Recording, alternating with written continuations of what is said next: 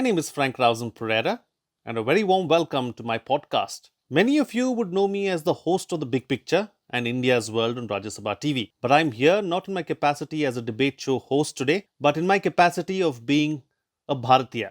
As the title of the podcast suggests, the idea is to put Bharata first, meaning at the center of everything that we do. Through the podcast, I would like to inform, educate, and empower my fellow Bharatiyas. In this series, I'm going to be doing a reading of C. Rajagopalachari's Mahabharata, one chapter at a time. Do join me on this wonderful journey. Chapter 9: Death of Pandu. One day, King Pandu was out hunting. A sage and his wife were also sporting in the forest in the guise of deer. Pandu shot the male with an arrow, all ignorant of the fact that it was a sage in disguise. Stricken to death, the rishi thus cursed Pandu. "Sinner, you will meet with death the moment you taste the pleasures of the bed."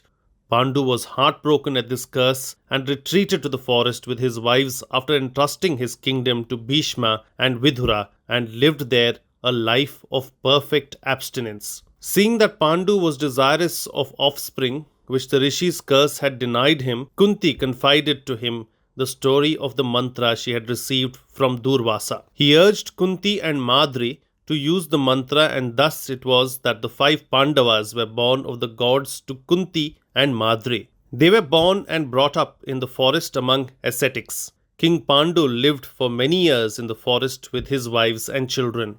It was springtime, and one day Pandu and Madri forgot their sorrows in the rapture of sympathy with the throbbing life around them, the happy flowers, creepers, birds, and other creatures of the forest. In spite of Madri's earnest and repeated protests, Pandu's resolution broke down under the exhilarating influence of the season, and at once the curse of the sage took effect, and Pandu fell dead.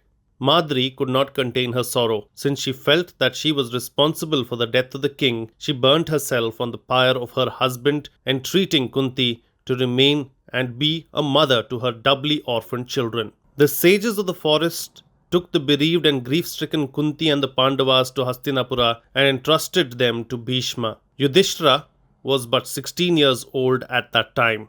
When the sages came to Hastinapura and reported the death of Pandu in the forest, the whole kingdom was plunged in sorrow. Vidura, Bhishma, Vyasa, Dhritarashtra, and others performed the funeral rites. All the people in the kingdom lamented as at a personal loss. Vyasa said to Satyavati, the grandmother, "The past has gone by pleasantly, but the future has many sorrows in store. The world has passed its youth like a happy dream, and it is now entering on disillusionment, sin, sorrow, and suffering. You need not wait to see the miseries and misfortunes which will befall this race. It will be good for you to leave the city and spend the rest of your days in a hermitage in the forest." Satyavati agreed and went to the forest with Ambika and Ambalika.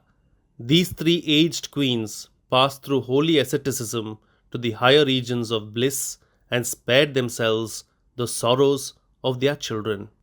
Well, that brings us to the end of this chapter, but stay tuned for the reading of the next chapter, same time tomorrow. Do like and subscribe to the podcast, and also do the same on YouTube along with hitting the bell icon. Please follow Bharata First on Twitter and Instagram as well.